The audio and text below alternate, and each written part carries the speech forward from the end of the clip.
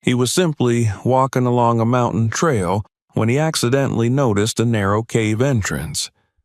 But inside, there was a container that physically could not have gotten there. When he opened it, he was shocked by what he saw. Subscribe and write in the comments which city or country you're watching this video from. The city had taught him early that space was never neutral. Every sidewalk belonged to someone. Every building carried rules invisible but enforced. Every pause invited interpretation.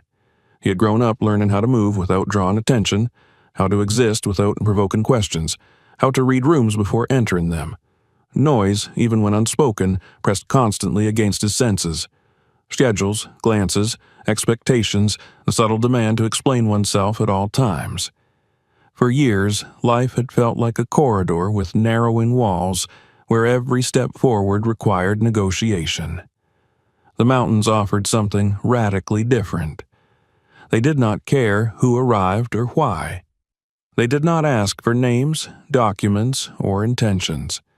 They did not reward confidence or punish hesitation.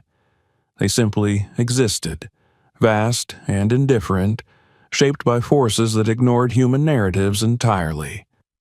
When he first stepped onto a mountain trail years ago, breathing hard under the weight of his pack, he had felt an unfamiliar sensation settle into his body. It was not joy in the conventional sense, nor relief, but a loosening, as if something that had been clenched for decades had finally released. Hiking became less a hobby than a private ritual. He chose routes that demanded attention but not spectacle, paths that wound through quiet ridges and high valleys where the air thinned and thought simplified. His movements in the mountains were deliberate and economical. He never rushed. He never dramatized risk. Each step was an agreement with gravity and terrain, nothing more. He learned to read weather patterns by smell and light, to hear changes in wind before they announced themselves visually. He learned the difference between silence and absence, between danger and discomfort. This particular trip had been planned with the same care as all the others. Late season, fewer hikers, trails that still held snow in shadowed sections but remained passable. He wanted solitude without isolation, challenge without recklessness. The region lay far from the postcard versions of the Alps, away from cable cars and polished viewpoints. The mountains here were older in feeling, their slopes rougher, their paths less curated. He had chosen a route that looped across several ridges, offering long stretches without human structures or maintained shelters. As he began the ascent on the first day, the familiar rhythm returned quickly. Breath matched pace. Muscles warmed into function. The world narrowed to stone, sky, and the steady crunch of boots on gravel. He carried no music, no distractions. His phone remained powered down except for emergencies. What he sought was not escape but calibration, a return to scale. In the mountains, his problems reduced themselves to manageable dimensions. Food, water, shelter, movement. Everything else faded into background noise. He was not unaware of how he appeared to others.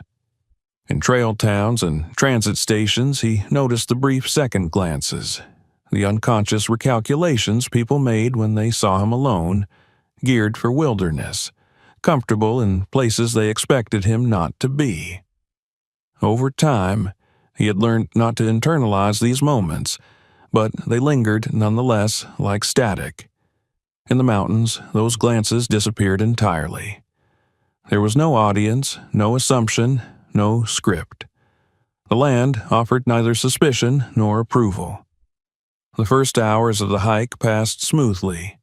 The trail climbed steadily through sparse forest before breaking into open terrain where rock replaced soil and vegetation thinned to stubborn patches clinging to cracks. The sky remained clear but pale, the kind of light that suggested change without urgency. He adjusted his layers instinctively, responding to shifts in temperature with the ease of long familiarity.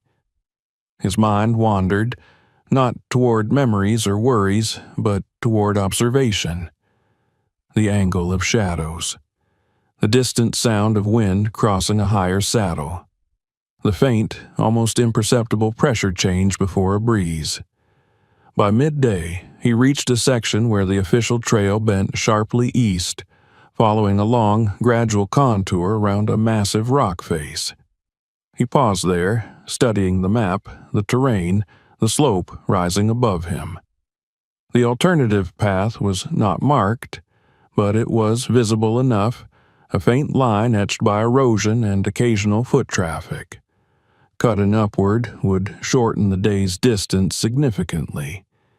It was steeper, yes, and required careful footing, but nothing beyond his experience. He did not decide immediately. He rested, drank water, watched the clouds drift slowly across the upper peaks.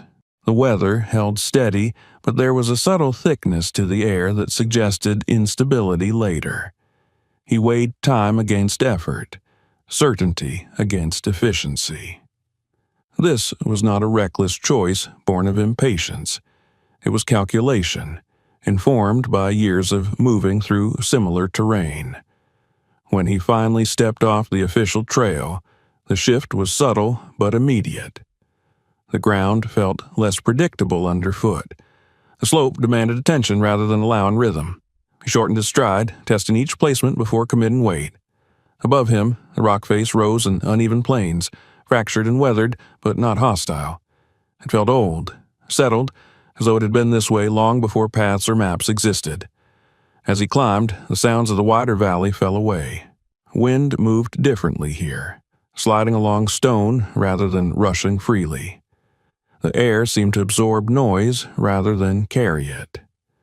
He noticed the absence of wildlife first, a detail that registered without alarm, but lingered nonetheless.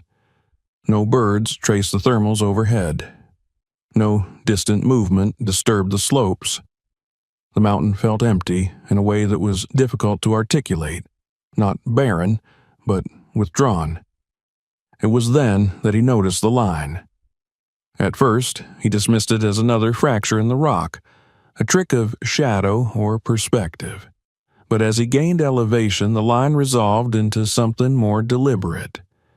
It was too straight, too consistent.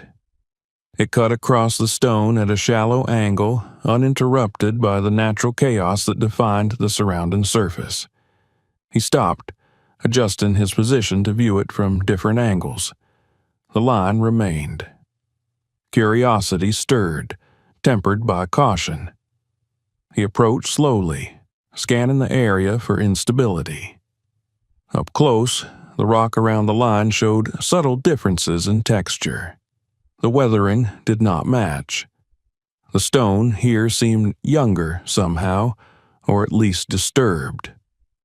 He ran his gloved hand across the surface, feeling a faint change in temperature, a difference so slight it might have been imagined. As he shifted to one side, the line broke, revealing a narrow darkness where stone should have been solid.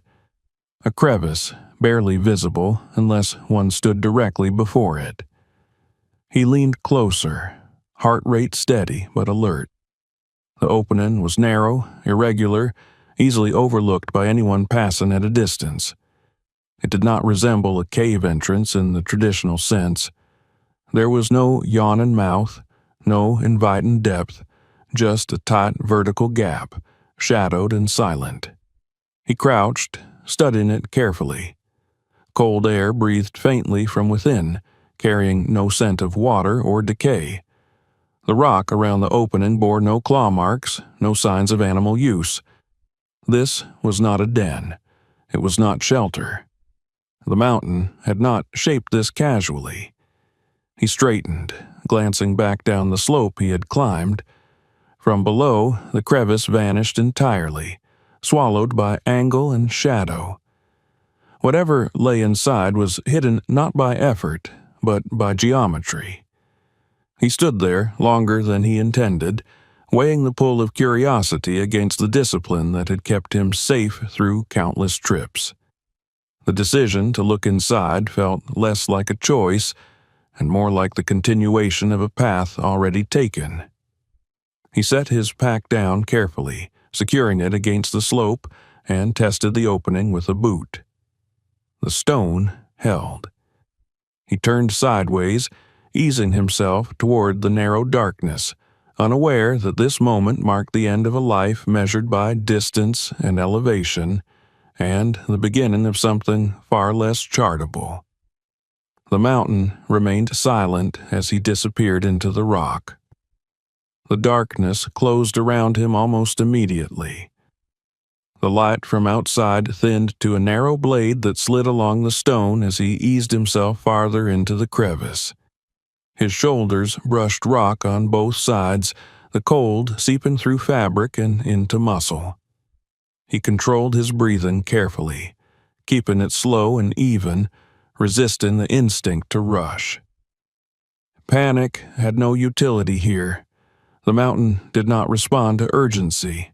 The passage forced him to move sideways, one foot probing for purchase before the other followed.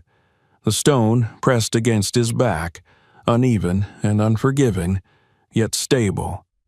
He tested each surface with deliberate pressure, feeling for vibration, for weakness, for the telltale grain that suggested instability. Nothing shifted. The rock felt ancient, settled into itself, as though it had accepted its own shape long ago. For several moments, the world narrowed to friction and balance. Sound dulled, absorbed by stone. Even the wind he had felt moments earlier vanished, replaced by a stillness that seemed almost artificial. He became acutely aware of the weight of his body, of how much space it occupied, of how little margin for error existed between movement and entrapment. He reminded himself that he could still retreat.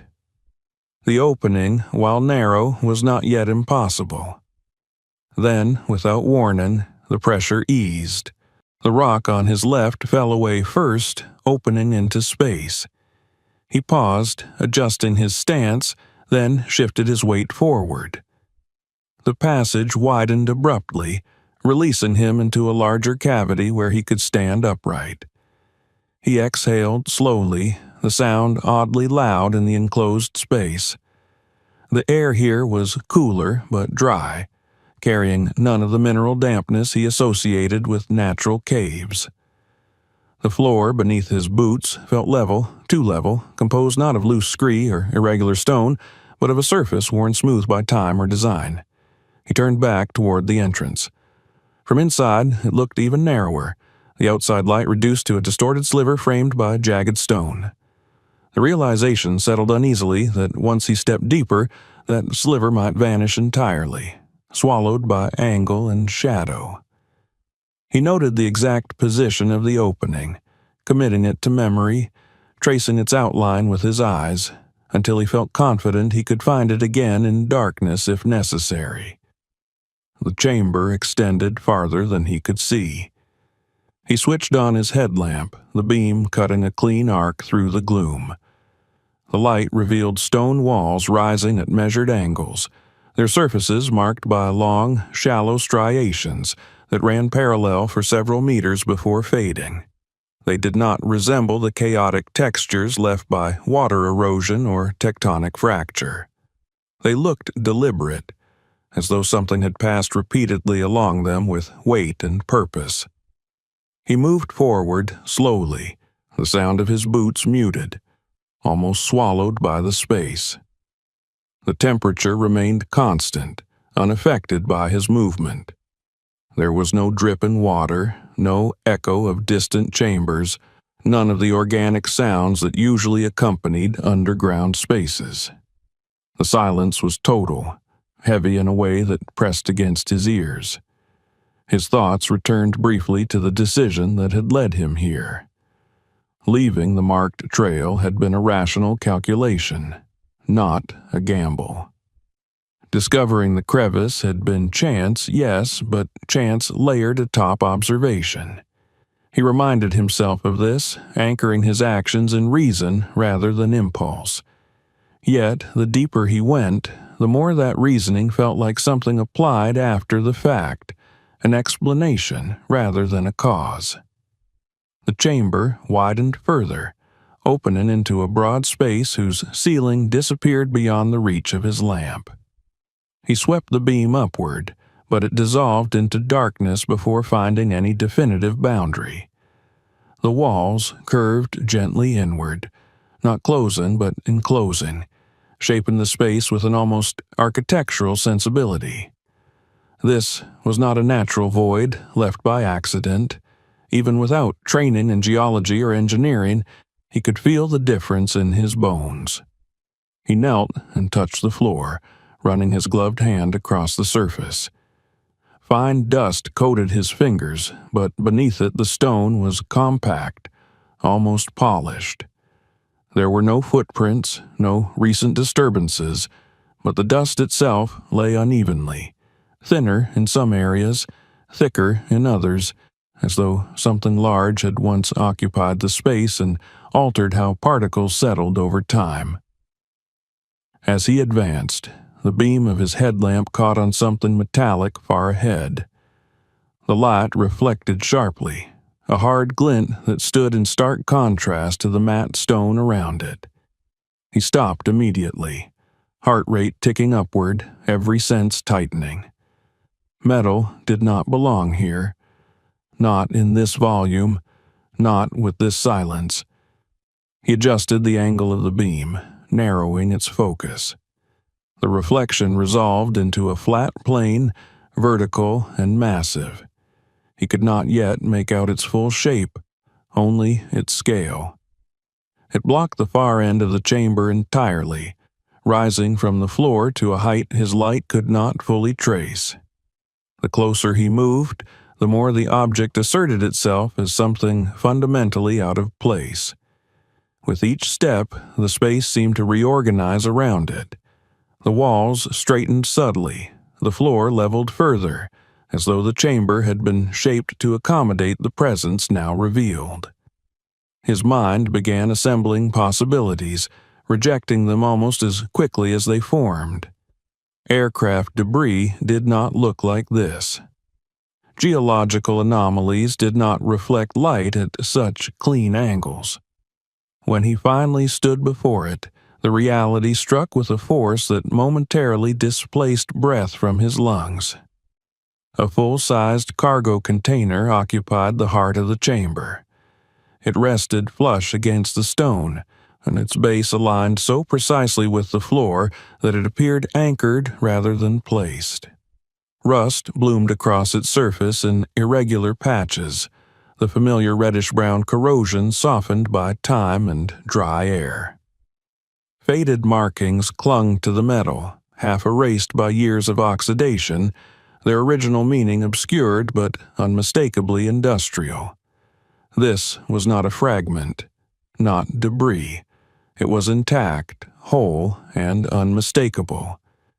He circled it slowly, his light tracing the edges, the seams, the reinforced corners. The container's proportions were exact, standardized to a global system that allowed such objects to move effortlessly from ship to rail to truck. The absurdity of its presence pressed against his rational mind. There was no path by which it could have entered this chamber through the narrow crevice he had just navigated. None that did not violate basic physics. He measured the opening with his eyes, replaying the passage in memory. Even disassembled, the container's panels would not have fit without leaving scars, without evidence of cutting or assembly, yet the container showed no seams beyond its original construction. The walls of the chamber bore no marks of recent excavation, no blast fractures, no tool scars consistent with large-scale modification. He reached out and placed his palm against the metal. It was cold, colder than the surrounding stone, holding temperature in a way that suggested mass and density. The surface vibrated faintly beneath his touch, not with motion, but with a subtle resonance, as though the container existed slightly out of sync with the space around it. A wave of unease rolled through him, slow and heavy. This was not the thrill of discovery. It was the discomfort of encountering something that should not exist here, something that undermined the assumptions he used to navigate the world. The mountains, which had always offered clarity and scale, now presented him with an object that belonged entirely to another system, another logic. He stepped back, widening his stance, forcing himself to breathe evenly. He scanned the chamber again, searching for explanation in detail. The walls near the container were smoother than those near the entrance, their contours more controlled. The dust pattern around its base suggested long-term presence rather than recent placement. Everything pointed toward the same impossible conclusion.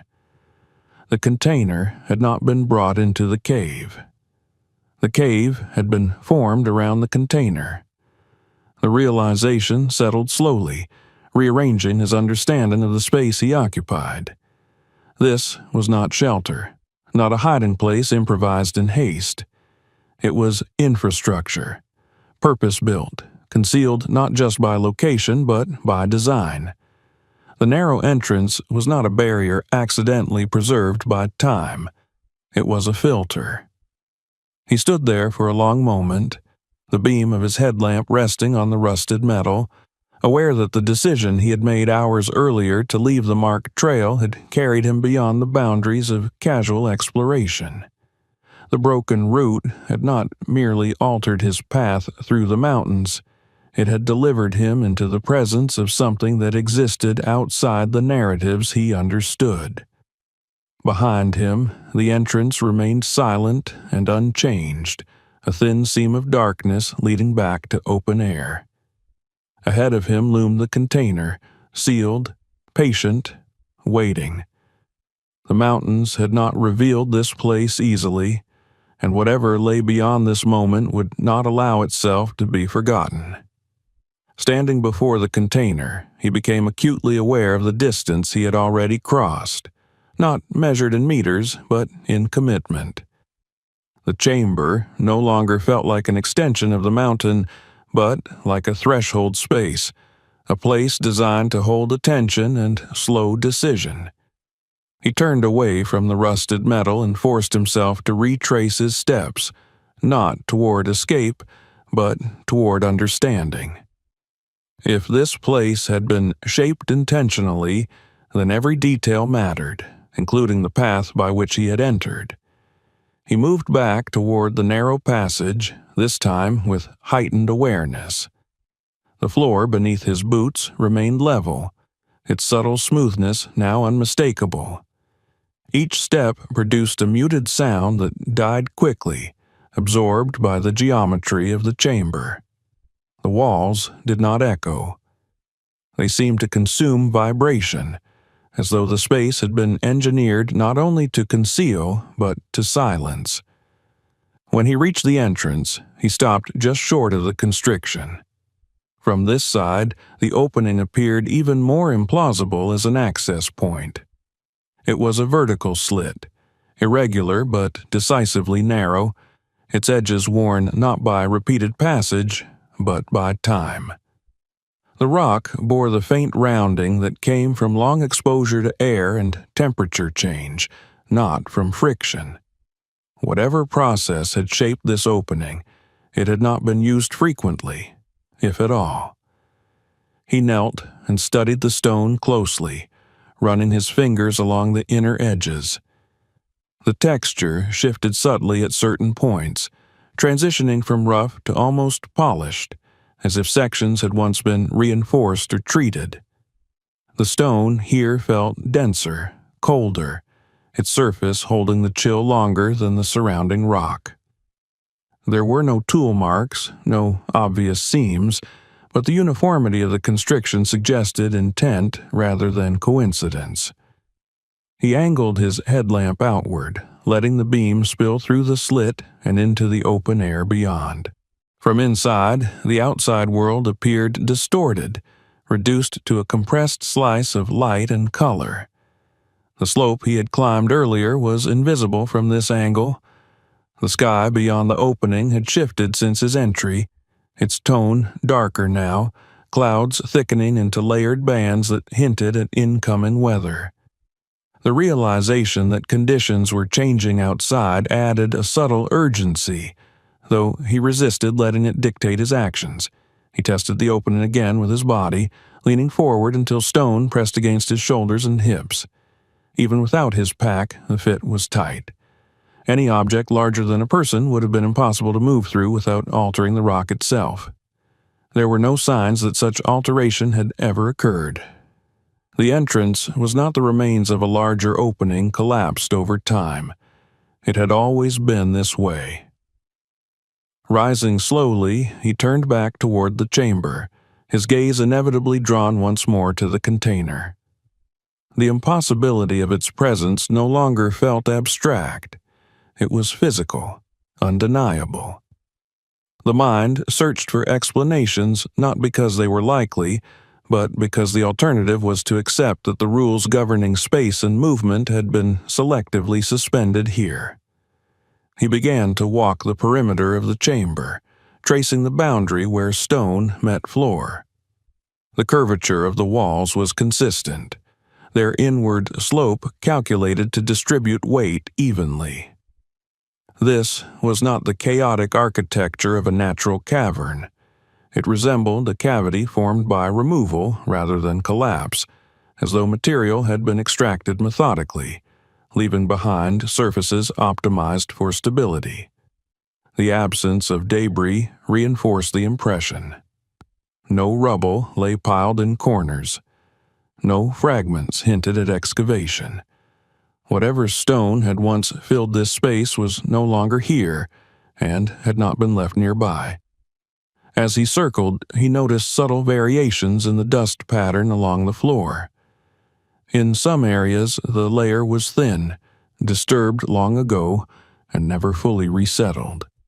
In others, it lay thicker, untouched. The pattern radiated outward from the container itself, suggesting that the object had been present before the dust had settled, acting as an obstacle around which particles accumulated over time. The container had not arrived after the chamber was formed. It had been integral to its existence. He stopped near the rear wall, directly opposite the entrance, and swept his light across the stone. Here, the surface bore faint discolorations, darker bands that followed the curvature of the chamber. They looked like shadows that had been burned into the rock, traces of heat or pressure applied gradually rather than violently. The mountain here did not feel broken. It felt altered. The thought unsettled him more than any notion of explosives or machinery. Destruction left scars. This place bore signs of precision.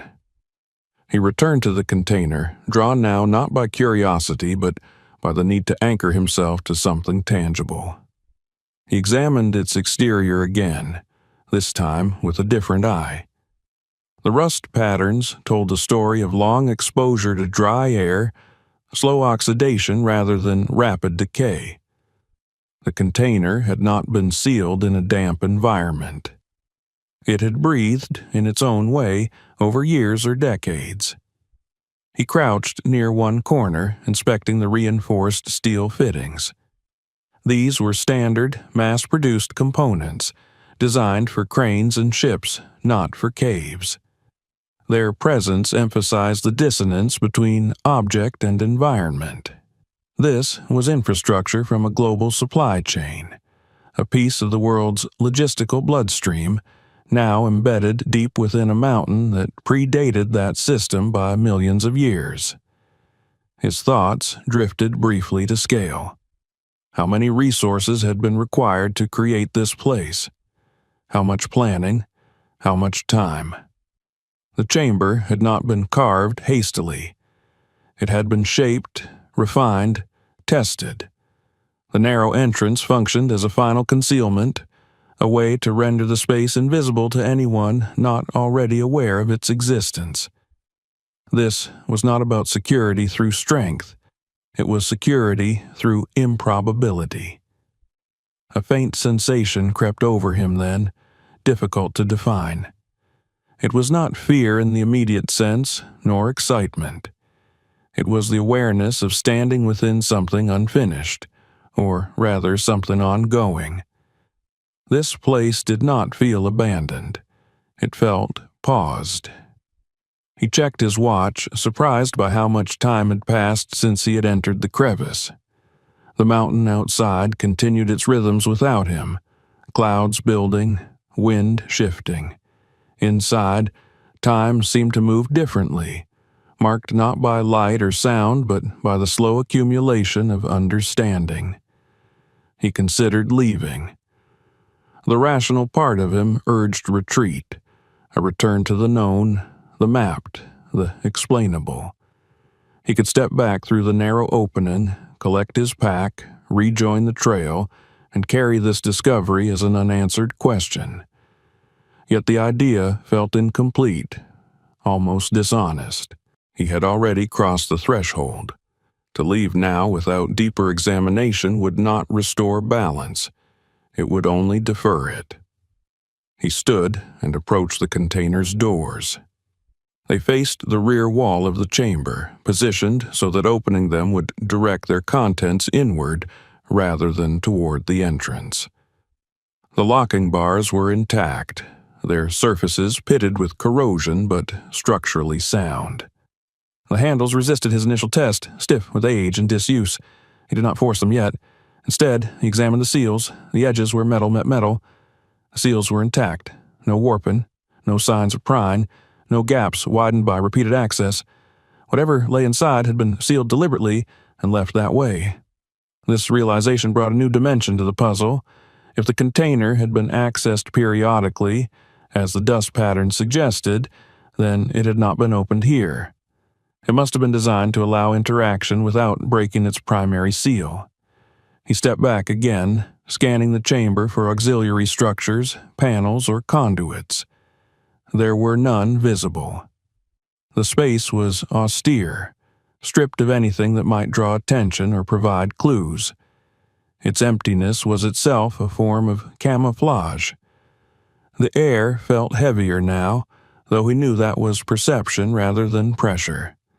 His awareness had sharpened to a fine edge. Every sound he made seemed amplified within his own head, each movement echoing internally rather than outwardly. The mountains had always offered him clarity through simplicity. Here, simplicity masked complexity. He returned once more to the entrance, standing before the narrow slit and looking out.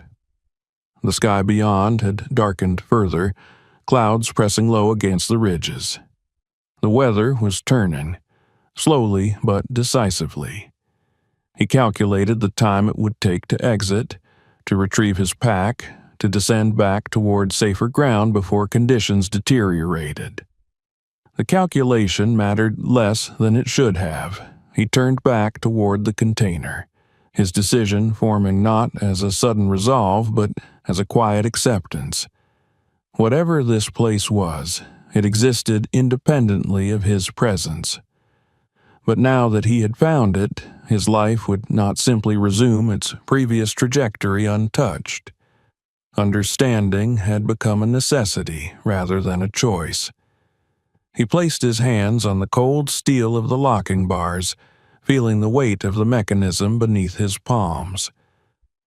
The narrow entrance behind him framed nothing but darkness and distant light, a reminder of the world that still operated by familiar rules. Ahead of him stood the container, sealed, impossible, waiting.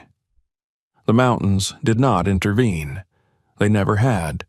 And so, with deliberate care, he began to work at the locks, unaware that the next moments would not only reveal the contents of the container, but permanently alter the shape of his understanding of the world beyond the stone.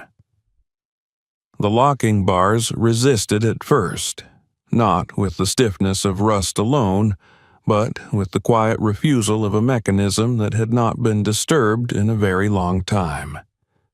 He adjusted his grip, repositioned his feet on the smooth stone floor, and applied steady pressure rather than force. The metal responded reluctantly, emitting a low, muted groan that seemed to sink into the chamber rather than echo. The sound unsettled him more than it should have. It did not ring or reverberate. It vanished, as if the space itself had been built to swallow noise before it could travel. He paused, listening, though there was nothing to hear. His own breathing sounded too loud, too close. He slowed it deliberately, counting the rhythm until his pulse settled. The mountains had taught him patience long before this moment. Rushing never produced clarity. It only produced mistakes. He worked the second bar with the same care. The corrosion flaked slightly beneath his fingers, rust dust falling in a thin line to the floor. The flakes scattered unevenly, some drifting farther than others before settling. He watched them fall, noting how they behaved, how the air in the chamber moved almost imperceptibly, guided by geometry rather than draft. Even here, inside stone, airflow had been anticipated. When the final locking mechanism released, the container remained closed. The doors did not swing open on their own. They stayed where they were, heavy and inert, their mass asserting itself. He placed his hands against the cold steel and pushed slowly. The hinges answered with a deep, controlled resistance, not seized, not damaged, simply bearing weight as designed. The doors opened a few centimeters at first, revealing nothing but darkness within. A smell escaped then, faint but unmistakable. Not decay, not mold, but the sterile, dry scent of old metal and sealed air. It reminded him of warehouses he had passed through in cities, vast storage spaces where goods waited silently under fluorescent lights. The familiarity of the scent was disorienting here, in a place that otherwise denied every association with human industry. He widened the gap, bracing himself against the door's momentum. As the opening grew, the beam of his headlamp slipped inside, illuminating the container's interior in a narrow slice. The light caught on smooth surfaces, repeating shapes, edges aligned with almost mathematical precision. He froze, his body responding before his mind fully processed what he was seeing. The container was full, not cluttered, not hastily packed, but filled with an order so exact it felt ceremonial. Rows of identical suitcases extended from floor to ceiling, from the threshold to the far wall. Each suitcase was encased in a transparent vacuum seal, the plastic pulled tight around hard corners and handles, compressing the form until it looked almost sculptural. The repetition was overwhelming. Hundreds at least, perhaps thousands, arranged with uniform spacing that allowed no wasted volume. He stepped back instinctively, then forward again, adjusting the angle of the doors to allow more light inside. The beam traced the rows, revealing no labels, no external markings. The suitcases were identical in size, shape, and color, stripped of individuality. This was not luggage meant to travel. It was storage, standardized to eliminate distinction. He crossed the threshold slowly, the soles of his boots making contact with the container's metal floor. The sound changed subtly, a duller resonance than the stone outside. The air inside felt denser, cooler, preserved. His headlamp illuminated the nearest suitcase, the plastic stretched tight across its surface, seams sealed with industrial precision. There were no signs of deterioration, no clouding of plastic, no trapped moisture. Whatever process had been used to package these items had been thorough, designed to last. He knelt and examined one of the suitcases more closely. The handle was compressed beneath the vacuum seal, flattened but intact. The zipper tracks were visible but inaccessible, locked beneath layers of plastic. He ran a finger along the surface, feeling the slight give where air had been removed. The suitcase resisted pressure, its contents packed solidly. A thought surfaced then, quiet but insistent. He had not yet seen money. He had only assumed it. The realization sharpened his focus. He reached for his multi-tool, the familiar weight grounding him. With careful movements, he cut to the plastic along one edge, slicing just deep enough to break the seal. The material parted with a faint hiss as air rushed in, the sound startling in its intimacy. He froze again, listening, waiting for some response from the space beyond the container. Nothing followed. He peeled back the plastic and opened the suitcase. Inside, the light revealed stacks of currency, arranged in tight, uniform bundles. The bills were crisp, their edges sharp, their colors unfaded. They filled the suitcase completely, packed with no room for movement. He did not need to touch them to recognize their authenticity. The texture, the alignment, the density spoke of real money, not replicas. Multiple currencies were visible within the same case, organized into sections, each stack wrapped and banded. He closed the suitcase slowly, his hands steady despite the surge of sensation in his chest. He stood and stepped back, letting the scale of what he was seeing expand beyond a single object. One suitcase held enough money to alter a life irrevocably. There were hundreds of such cases within reach, and likely many more beyond.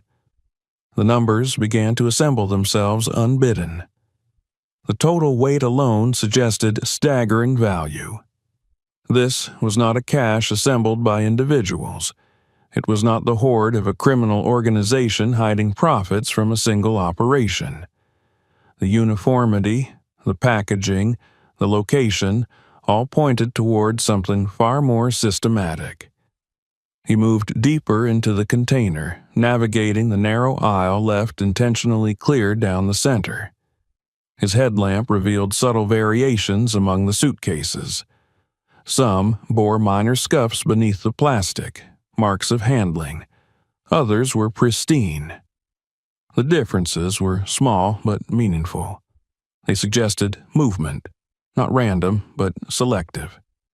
He stopped midway down the aisle and turned, scanning the interior from this vantage point. The container's walls were clean, unmarked, their paint faded but intact. No graffiti, no notes, no signs of hurried activity. This was not a place of desperation. It was a place of control. His thoughts returned to the chamber outside, to the dust patterns, to the sense that the container had been part of the space rather than inserted into it. The interior confirmed that impression. This was not storage intended to be forgotten. It was storage designed to persist, to remain available across time without attracting attention. He knelt again, selecting another suitcase at random.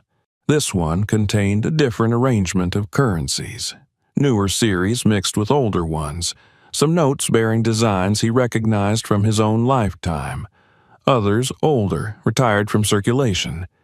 The variety suggested long-term accumulation, not a single influx. Money had been added, rotated, perhaps withdrawn and replaced. The implications unsettled him more than the sheer value. Money like this did not sit idle. It represented influence, contingency, leverage. It existed to be used at moments when traditional systems failed or could not be trusted. This was not wealth waiting to be spent. It was power waiting to be deployed. He straightened slowly, his gaze lingering on the repeating forms. The container felt less like a box now and more like a vault, though without the usual symbols of security. No biometric locks, no electronic systems. Security here was achieved through isolation and improbability, through the assumption that no one would ever stand where he stood now. He considered, briefly, the idea of taking something. The thought surfaced not as temptation, but as an intellectual exercise. What would it mean to remove a single suitcase? Would its absence be noticed? The dust patterns outside suggested periodic access, but that access had likely been accounted for. An unexpected discrepancy, even small, could ripple outward in ways impossible to predict. He dismissed the idea as quickly as it arose. Taking money would not simplify anything. It would entangle him in a system he did not understand and could not control. The mountains had taught him respect for forces larger than himself. This was one such force, albeit wearing the shape of human creation. He closed the suitcase he had opened and carefully resealed the plastic as best he could, though he knew the seal would never be perfect again. He marked its position mentally, noting its place among the others. This was not evidence to be catalogued. It was a detail to be remembered. As he backed toward the container's doors, he felt a subtle shift in his perception of the chamber beyond. It no longer seemed empty. It seemed occupied, not physically, but conceptually. The presence of the container radiated outward, shaping the space around it, giving context to every stone surface and shadow. At the threshold, he paused and looked back one last time. The rows of suitcases receded into the darkness beyond his lamp's reach, their identical forms dissolving into abstraction. The container had revealed its contents, but not its purpose. That understanding would come later, if at all. He pulled the doors closed with the same care he had used to open them, ensuring the locking bars returned to their original positions. The sound of metal meeting metal was final, deliberate. The container was sealed once more, its secret intact despite his intrusion. Stepping back into the chamber, he felt the weight of what he had seen settle fully into him. The discovery was no longer theoretical. It had mass, volume, consequence. The broken route that had led him here had delivered him into the presence of something that existed beyond the margins of ordinary life. Behind him, the container stood silent and closed.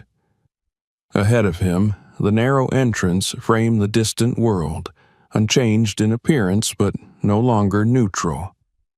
He knew with a certainty that surprised him that this place was not finished with him yet. For a long time after resealing the container, he remained standing in the chamber, motionless, as though his body needed time to catch up with what his mind had already accepted. The act of closing the doors had not restored the space to its previous neutrality. If anything, it had sharpened his awareness of the container's presence. It stood there now not as an object of curiosity, but as a fact, heavy and immutable, exerting a quiet authority over the chamber that housed it. He moved away from it slowly, taking measured steps back toward the center of the chamber. The narrow entrance remained visible in the distance, a thin, vertical seam of dim light that seemed almost unreal after the ordered density of the container's interior. The contrast unsettled him. Outside lay unpredictability, weather, chance encounters, paths that shifted with erosion and season. Inside lay a system so carefully controlled that even time appeared to move differently around it. He sat down on the stone floor, his back against the curved wall, and allowed himself to breathe without calculation. His muscles trembled faintly, not from exertion, but from the delayed release of tension. Only now did he feel how much effort it had taken to keep his reactions measured, his movements deliberate.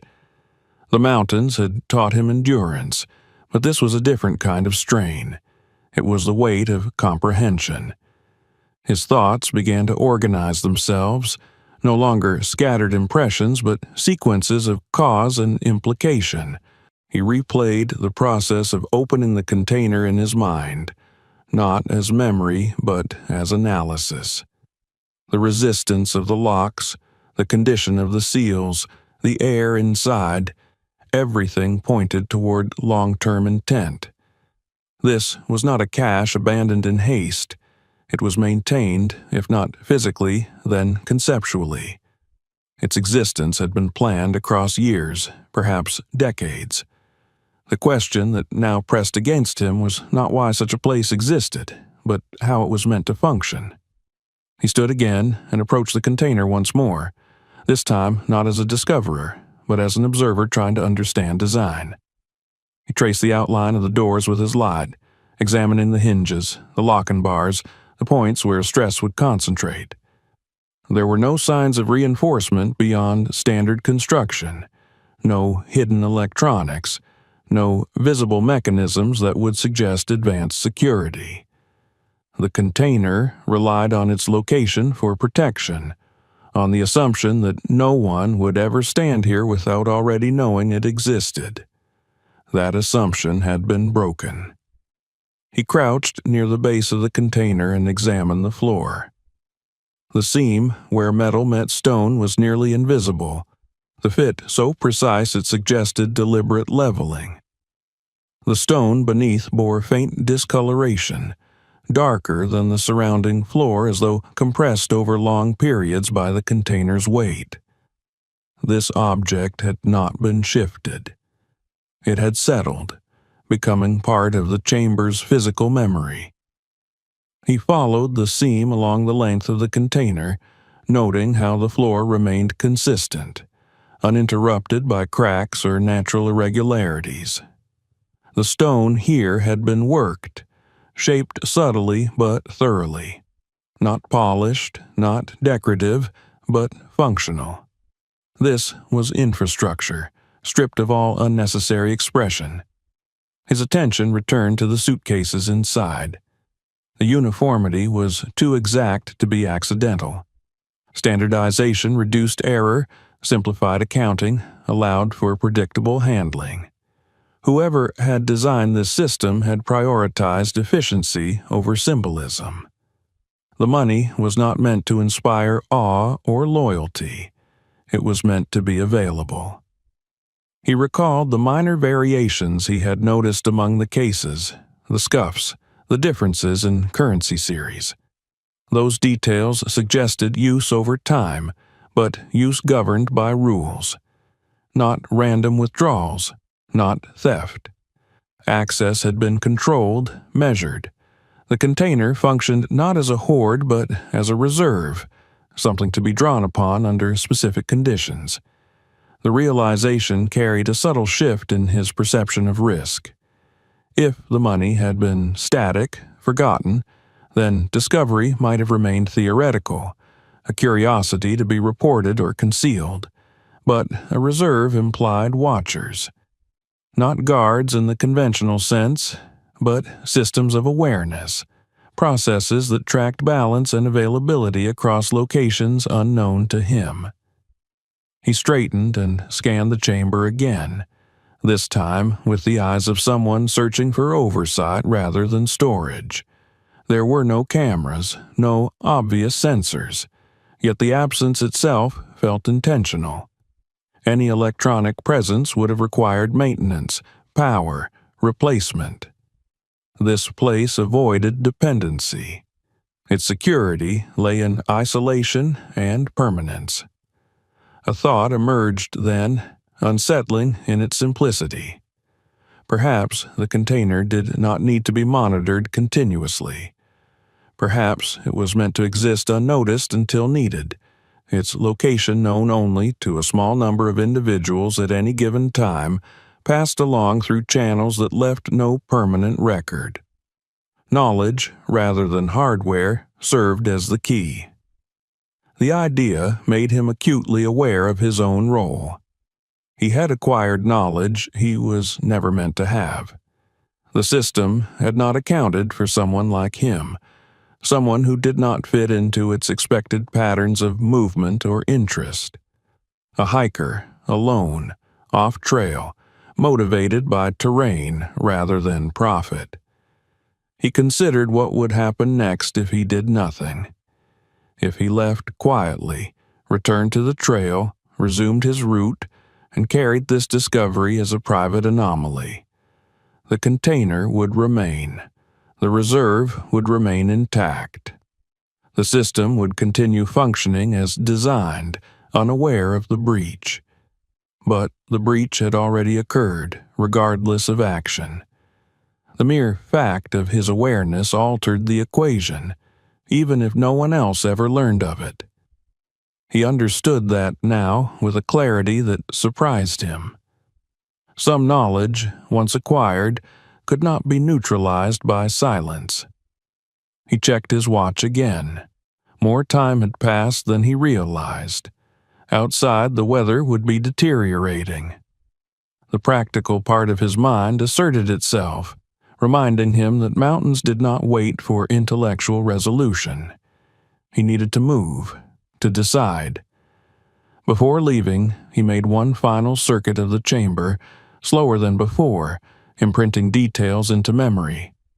The curvature of the walls, the subtle changes in stone color, the position of the container relative to the entrance. He did not take photographs. He did not mark the space. He understood instinctively that leaving physical traces would be both futile and dangerous. Memory would have to suffice. When he reached the narrow entrance, he paused, looking back once more at the container. In the dim light, it appeared almost abstract, its edges softened by shadow. The suitcases inside were invisible now, sealed away behind metal and darkness. Yet their presence felt undeniable, like a pressure system beneath the surface of the world. He turned and began the careful process of exiting the crevice. The stone pressed against him again, reclaiming his body inch by inch. The movement demanded focus, drawing him back into the physical immediacy of friction and balance. For a brief moment, the complexity of what he had seen receded, replaced by the simple imperative to move without error. When he emerged into open air, the change was abrupt. Wind struck his face, carrying the scent of snow and stone.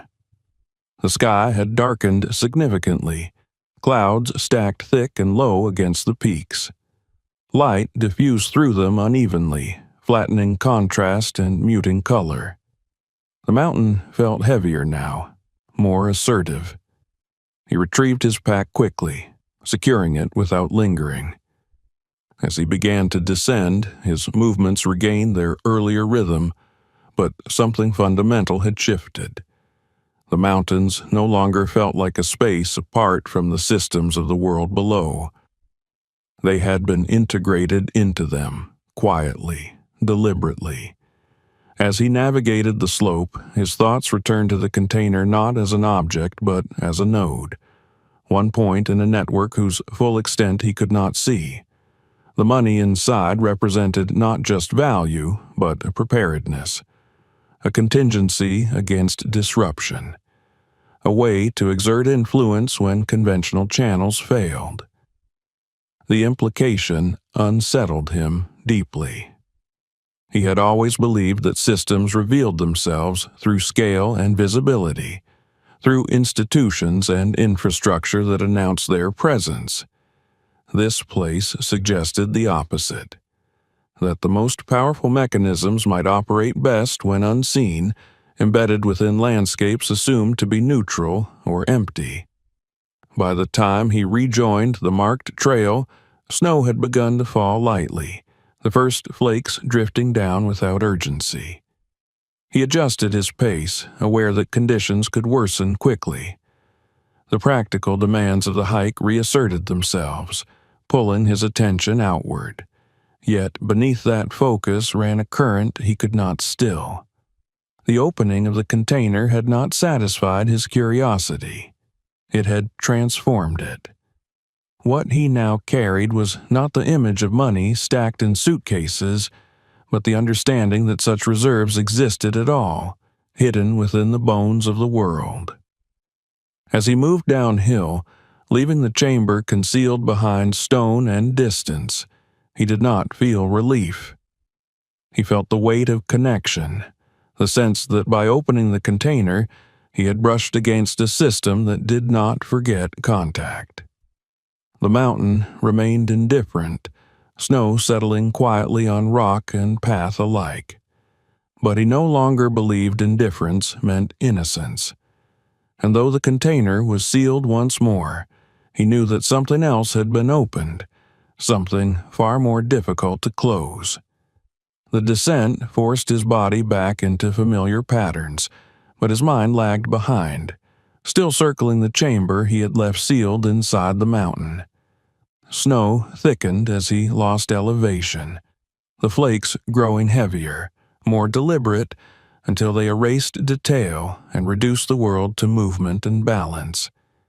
He adjusted instinctively, shortening his stride, testing each step, letting the terrain dictate pace. Yet, beneath that practiced attention ran a second layer of awareness that refused to quiet. He reached a lower saddle before dusk and made the decision to stop early. The weather no longer offered choices. Wind pressed down from above, driving snow sideways, flattening it against stone. He pitched his shelter in the lee of a rock outcrop, hands moving efficiently, the routine grounding him.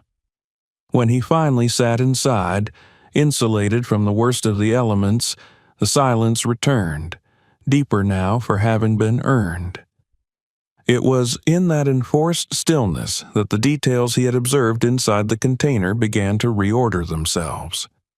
At first, his thoughts returned to the suitcases in simple repetition, the sheer number of them, the disciplined order. But gradually, more specific images asserted themselves. The faint scuffs beneath the plastic, the uneven settling of dust in the chamber, the subtle differences between stacks that should by all logic have been identical. These were not the marks of initial placement. They were traces of interaction.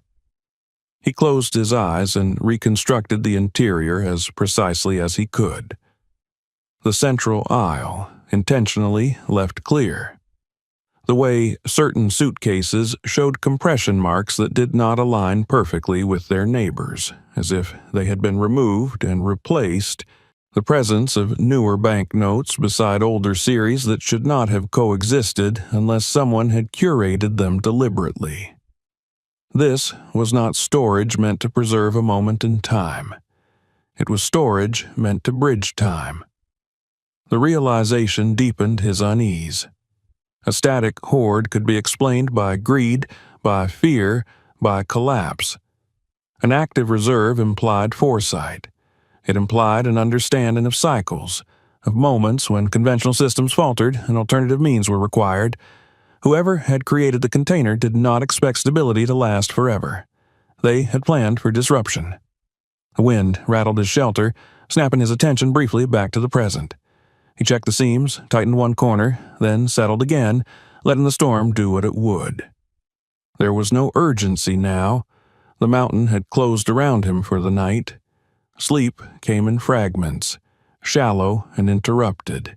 Each time he drifted off, images of the chamber returned, not as fear, but as insistence. The mountain reshaped itself around the container again and again, stone flowing like water, closing, sealing, concealing. When he finally woke fully, dawn had not yet broken. The snow outside had softened into a steady hush, the storm exhausting itself. He emerged from the shelter into a world newly simplified. Fresh snow smoothed the terrain, erasing tracks and edges alike.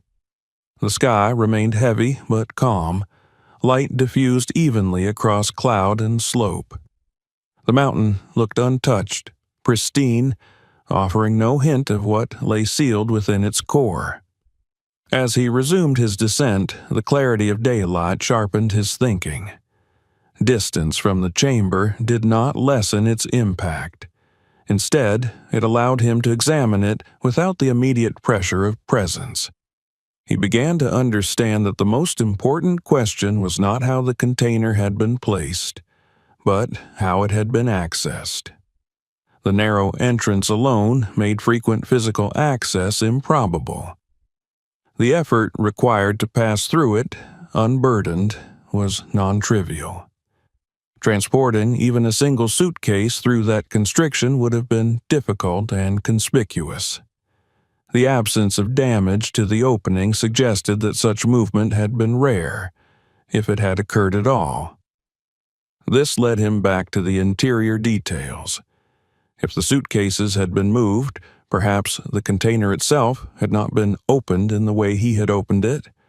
Perhaps the system relied on rotation rather than extraction. Money removed elsewhere, replaced here. Or perhaps the scuffs indicated something subtler: reorganization, inspection, confirmation rather than use. The idea unsettled him. That meant the container might serve as a benchmark rather than a source, a fixed reference point against which balances were measured, assurances confirmed. The money inside did not need to be spent to be powerful. Its existence alone could underwrite actions taken elsewhere. By the time he reached the valley floor, the trail had transformed from isolation to quiet familiarity. He passed abandoned huts, weathered signs, the occasional set of footprints softened by snow. Civilization, even in its thinnest alpine form, began to reassert itself. With it came the subtle pressure of choice. He stopped near a frozen stream and drank deeply, letting the cold water steady him.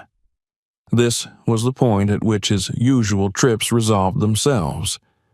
From here, he would plan his exit, calculate transport, anticipate the return to ordinary life. Now, that return felt provisional, as though something essential had shifted beyond recall. He considered reporting the find immediately. Mountain authorities, geological surveys, even local law enforcement. The impulse arose not from fear, but from habit, the ingrained assumption that anomalies belonged to institutions. Yet, each time he imagined the act, the sequence that followed grew stranger rather than clearer. Forms filled, reports filed, coordinates logged. And then what?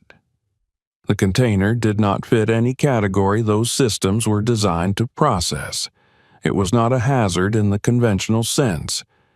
It was not a crime scene, at least not visibly. It was not lost property. Any report would force it into frameworks that misunderstood it fundamentally. More troubling was the speed with which such a report would travel. Information did not move slowly in the modern world. It propagated, duplicated, attracted attention from entities far beyond the original recipient. The container's security had relied on obscurity, not force. To expose it prematurely would be to destroy the very condition that made it intelligible. He realized then that the system he had glimpsed inside the mountain likely accounted for this as well. That its creators understood not only logistics and concealment, but human behavior. They knew that discovery did not automatically lead to disclosure. That individuals, faced with something too large to contextualize, often hesitated. The thought did not absolve him of responsibility. It sharpened it. By the time he reached the small transit village at the edge of the region, night had fallen again. Lights glowed behind frosted windows. A single road wound down toward lower elevations, carrying the promise of connection. He booked a room without difficulty, his presence unremarkable among the few late-season travelers. Inside, warmth closed around him, unfamiliar after days of cold. He sat on the edge of the bed and removed his boots, the mundane act anchoring him. Outside, the mountain loomed invisible, its secrets buried beneath snow and stone. As he lay awake, staring at the ceiling, his thoughts returned one last time to the container's interior. Not to the money itself, but to the discipline of its arrangement. Someone had believed deeply in preparation, in redundancy, in the necessity of resources untouched by visibility or law. And someone, somewhere, might eventually notice that something had changed. Not a missing suitcase, perhaps, but a disturbance, a presence. The faintest deviation from expectation. He understood then that discovery did not require removal. Awareness alone altered the equation. The container had been used before. That much was clear. And now, unknowingly, it had been used again, not as a source of money, but as a point of contact. He slept poorly, and when morning came, he carried with him the certainty that what he had found was not finished. Not with the mountain, not with the world beyond it, and not with him. He did not return to the mountain immediately. The decision was not born of fear, but of instinct sharpened by experience. Some things, once seen, demanded distance before they could be approached again with clarity. He left the village the next morning under low cloud, descending into valleys where snow turned to slush and stone gave way to asphalt. The transition felt abrupt, like waking from a dream whose logic refused to dissolve with daylight. The world below the peaks moved at a different pace. Trains arrived on schedule. Cafes opened and closed by the clock. People navigated their days with the quiet assurance that space obeyed rules and that anomalies belonged elsewhere, in news reports or fiction. He passed through this order unnoticed, carrying nothing that marked him as altered except a persistent weight behind his eyes. For several days, he said nothing.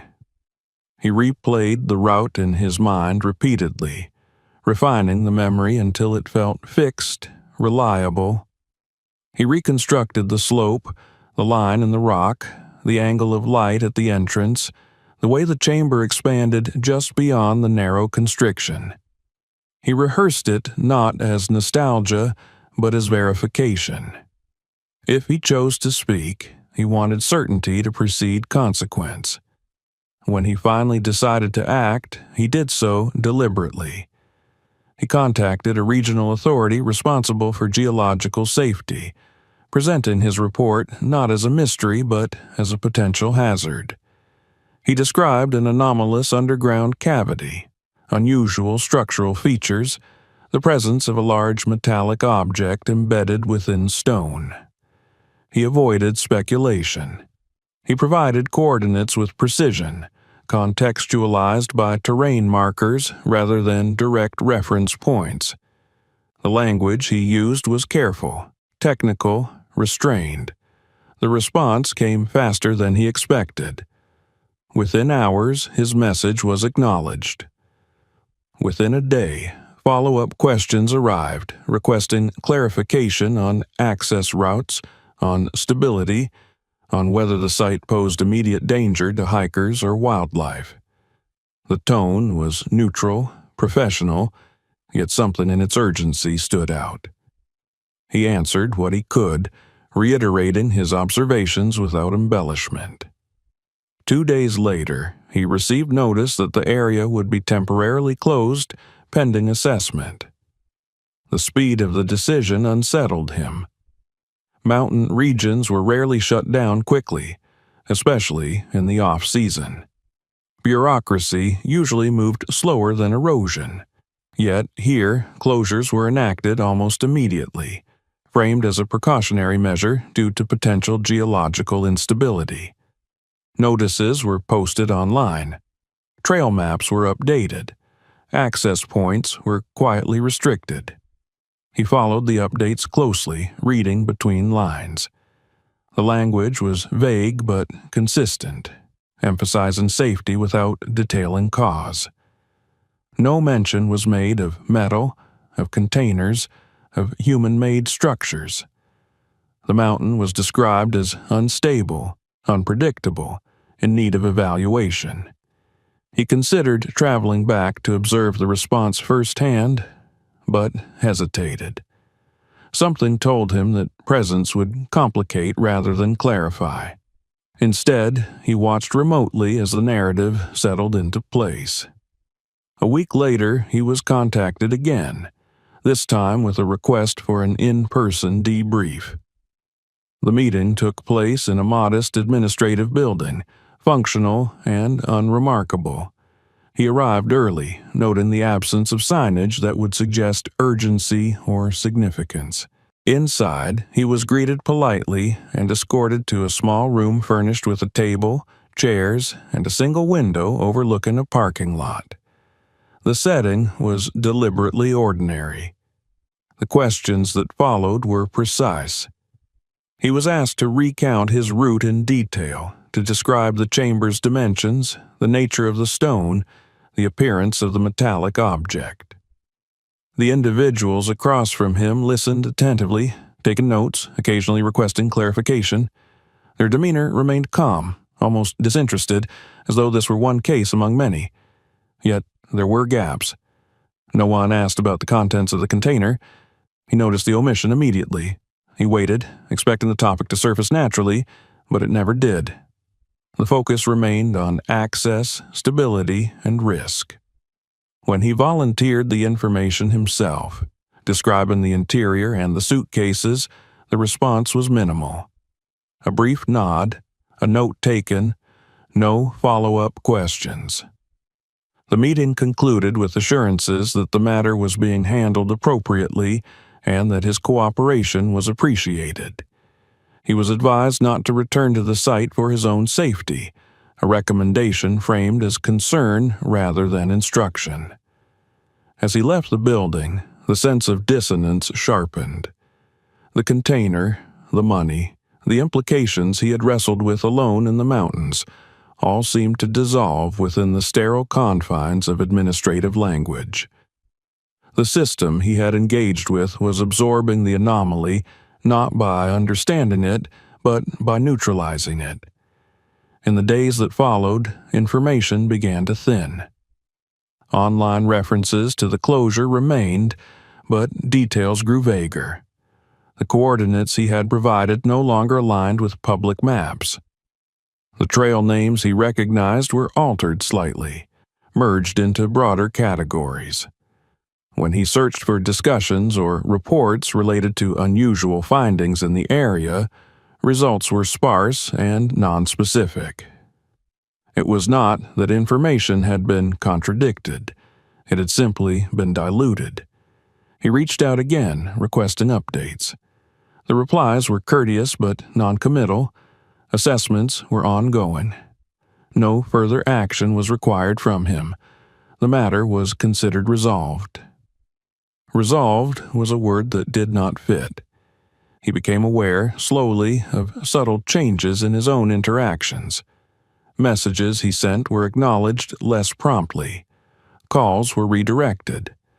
When he attempted to access certain public records related to land use and geological surveys in the region, he encountered delays and restrictions that had not existed before. None of this was overt.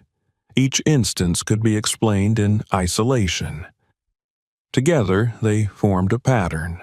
The most unsettling moment came when he attempted to revisit the area virtually, using satellite imagery and mapping tools. The terrain appeared intact, but something was off. The resolution around the coordinates he had marked was lower, blurred slightly compared to surrounding regions. The effect was subtle enough to escape casual notice, yet once seen, it could not be unseen. The place was being erased, not physically, but representationally. He considered the possibility that this was coincidence, the result of routine data updates or seasonal adjustments, but the alignment with his report, with the rapid closure and the administrative silence, made coincidence increasingly implausible. The mountain itself remained unchanged. He was sure of that. Stone did not respond to paperwork.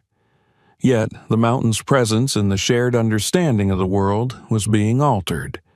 It was being repositioned as unremarkable, as uninteresting, as something to be passed over. The realization carried an unexpected sense of loss. The place had never belonged to him, yet its removal from visibility felt personal. He had stood within it, breathed its air, touched its walls. Now it was being reduced to abstraction, stripped of context until it ceased to invite attention. With that loss came pressure. It arrived not as threat, but as suggestion. An email advising discretion for his own benefit. A conversation in which concern was expressed about the potential for misinterpretation or sensationalism. The message was consistent. Further discussion was unnecessary, potentially harmful, and unlikely to lead anywhere productive. No one told him to be silent. They did not need to. He recognized the technique from other contexts, from histories of suppression that did not rely on force but on fatigue. Make speech costly. Make attention unrewarding. Let interest dissipate on its own. The temptation to comply was strong. Silence would allow life to resume its familiar shape. The mountains would return to being a refuge rather than a reminder. He could choose to carry the knowledge privately, letting it fade into the background of memory. Yet something resisted that resolution. The container had not been built for a moment. It had been built to endure. Its creators had understood that systems outlast individuals, that influence persisted through preparation rather than visibility. To accept erasure without question felt like participation in a design he did not endorse. He began to document privately, not to publish, not to share widely, but to preserve. He wrote detailed accounts of his experience, mapping observations, recording impressions while they remained vivid. He stored copies in multiple places, analog and digital, unconnected, unindexed. This was not defiance, it was insurance. As weeks passed, the closure of the area became permanent. New justifications emerged, citing environmental protection, conservation, the need to limit human impact. The language shifted smoothly, absorbing the mountain into familiar narratives that discouraged curiosity. The place became less accessible, not only physically, but conceptually. Friends asked about his trip, about the weather, the views. He answered in generalities, offering nothing that invited further inquiry. He learned to compartmentalize, to hold the knowledge separate from daily interaction. Yet, the act of concealment changed him. It introduced a layer of caution into moments that had once felt open. He found himself looking differently at maps, at landscapes, at the spaces between marked routes and named places. He began to wonder how many such containers existed, not necessarily literal, but structural. How many reserves lay hidden beneath assumptions of emptiness. The mountain had not vanished, but the path to it had been folded inward, tucked away behind administrative language and blurred imagery. It existed now in a narrower sense, accessible only to those who already knew where to look. He understood, then, that the erasure was not an end, but a function. The system did not destroy anomalies. It integrated them, rendered them inert through classification and obscurity. The container was not hidden to be forgotten. It was hidden to remain available. And he, having seen it, now occupied an ambiguous position within that design. Not an enemy. Not an ally. A variable. The knowledge settled into him slowly, altering his relationship with the world around him. Places no longer felt neutral. Absence no longer meant emptiness. Silence no longer implied ignorance. The mountain had taught him many things over the years: endurance, scale, humility. This time, it had taught him how easily a place could disappear without moving at all. Life resumed, but it did so imperfectly, like a mechanism reassembled with microscopic misalignments that only revealed themselves over time. On the surface, nothing in his circumstances had changed. He returned to work, to routines shaped by calendars and obligations. Days unfolded in familiar patterns, marked by ordinary concerns that once would have absorbed his attention completely. Yet, beneath that continuity, something fundamental had shifted, altering how each moment registered. He began to notice how often the world relied on assumed emptiness. Vacant lots passed without thought, remote regions labeled as uninhabited, blank spaces on maps that invited no scrutiny. Before, these absences had felt neutral, even comforting, places where nothing demanded explanation. Now they felt provisional, like surfaces stretched thin over unknown structures. The mountains, once his refuge, no longer offered uncomplicated solace. When he thought of them, he did not picture ridgelines or snowfields, but interiors, volumes carved from stone, spaces engineered to endure. He understood now that wilderness and infrastructure were not opposites, but layers. The wild could conceal as effectively as any city, perhaps more so, because it discouraged inspection by virtue of scale and difficulty. He continued to hike, though differently. His routes remained remote, his pace deliberate, but his attention had shifted. He found himself studying formations not for beauty or challenge, but for irregularities. Straight lines where curves should dominate, shadows that did not behave as expected.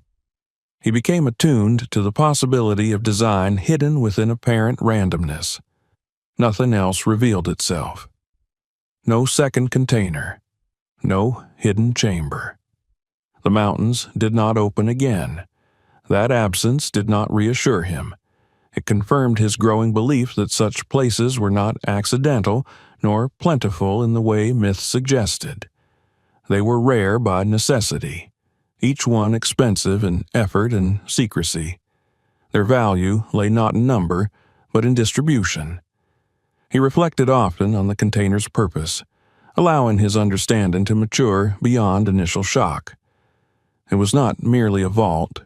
It was a stabilizer, a counterweight against volatility. Money stored outside systems could move independently of collapse, bypassing frozen accounts, disrupted markets, or contested jurisdictions. It could be deployed where law faltered and urgency overrode legitimacy. The realization reframed many events he had once considered unrelated. Sudden funding appearing in failed states, movements that persisted despite sanctions, operations that required liquidity without trace. He began to see how such reserves might function as invisible joints in the skeleton of global power, allowing it to bend without breaking. He did not know who controlled the container he had found. That question gradually lost its urgency. Ownership mattered less than function. Whoever held access at any given moment was likely less important than the continuity of the system itself. Knowledge passed hand to hand, role to role, not as property but as responsibility. He wondered how many people like him existed, scattered across time, who had encountered fragments of this hidden architecture. Not enough to form a group, too isolated to compare notes. Each one burdened with partial awareness, forced to reconcile it alone. The thought did not comfort him. He noticed changes in himself that were harder to articulate. A reluctance to accept official explanations without friction, a tendency to pause before assuming causality. He became slower to judge, not out of indecision, but because he recognized how much of reality operated beyond visible layers. Friends remarked that he seemed more reserved, quieter. He listened more than he spoke, not because he had nothing to say, but because he weighed the cost of speech differently now. Words felt less disposable. Information felt heavier. At times, he considered what might have happened had he chosen differently. if he had taken a suitcase, if he had spoken publicly, if he had returned with others. Each scenario ended the same way in his mind. The system would have responded not dramatically, but efficiently. Consequences would have arrived not as punishment, but as correction. He had not been threatened. He had not been rewarded. That neutrality, he realized, was the most telling response of all. It meant he had not disrupted the system's function. He had merely brushed against it. The container remained where it was, sealed within stone, unchanged by his presence. Yet its impact on him continued to unfold. It had introduced asymmetry into his understanding of the world. He could no longer pretend that power always announced itself or that absence equaled void. Months passed, seasons shifted, snow melted from peaks, revealing rock that had not moved in centuries. Trails reopened and closed again. The mountain range returned to circulation, guiding hikers along permitted routes that skirted the sealed core he alone knew lay beneath. He stopped checking maps for changes. He stopped searching for confirmation. The need for external validation faded. The truth of the container did not depend on recognition. One evening, while reviewing notes he had written shortly after the discovery, he realized something that had eluded him before. The container's greatest function was not the money it held, but the discipline it represented. Someone had believed strongly enough in preparation to invest enormous effort into an asset that might never be used. That belief required patience, humility, and a long view rarely rewarded in visible ways. It was, in a strange sense, an expression of faith. Not faith in ideology or morality, but in continuity, in the assumption that the world would change repeatedly and that survival depended on readiness rather than control. This understanding altered how he viewed his own life. He had always sought stability through movement, through withdrawal into landscapes that stripped existence down to essentials. Now, he recognized that preparation did not require isolation. It required awareness. He began to think of his knowledge as a kind of reserve, not to be spent impulsively, not to be displayed, but to be held. It informed his choices quietly, influencing where he placed trust, how he evaluated risk, how he interpreted silence. The mountain had not made him cynical. It had made him precise. In time, the container ceased to occupy his daily thoughts. It settled into the deeper strata of memory, surfacing only when events echoed its logic. A sudden infusion of resources where none should exist. An unexplained continuity amid apparent collapse. Each time, he recognized the pattern without needing confirmation. The world had not become darker. It had become more dimensional. He continued to hike, though now he chose routes less for solitude and more for perspective. From high ridges, he looked down not just at valleys and roads, but at the idea of concealment itself. He understood that what endured longest often did so by remaining unseen. The narrow entrance in the rock still existed, though no map marked it and no sign pointed the way. Snow and shadow would continue to guard it, indifferent to human attention. The container within would wait, patient as stone, ready for a future contingency that might never come. And he, having passed through that threshold once, carried forward a quieter, heavier awareness that beneath the calm surfaces of the world lay structures shaped not by chance, but by intention. That some truths were not meant to be revealed, only encountered. His life did not end at the mouth of a hidden cave. It continued, altered not by wealth or danger, but by comprehension. He had gone into the mountains, seeking distance from systems he did not trust. He returned, knowing that systems extended everywhere, even into stone, and that sometimes the most powerful places were those that did not move, did not speak, and did not need to be found again to continue shaping the world. If this story made you question what might be hidden beneath the surface of the world, make sure you subscribe so you don't miss what comes next. More stories like this are already waiting, and the next one may change how you see reality even more. Share this video with someone who loves mysteries, hidden truths, and stories that stay with you long after the ending.